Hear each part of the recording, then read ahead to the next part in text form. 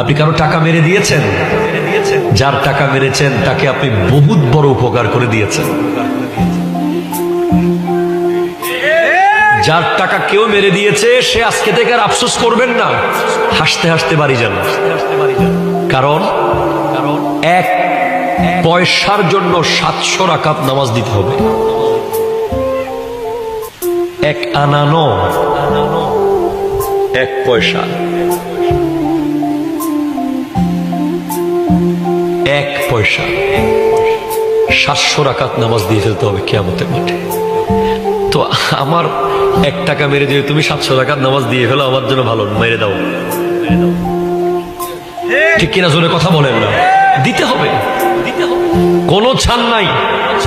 কিয়ামতের মাঠে ওই ব্যক্তি এত গরিব থাকবে, এত গরিব থাকবে, এত গরিব, যে বছরকে বছর জামাতে নামাজ পড়েছে, বছরকে বছর রোজা রেখেছে, বছরকে বছর উমরা করেছে, বছরকে বছর ইবাদত করেছে, দেখবে তার আমলনামায় কিচ্ছু নেই,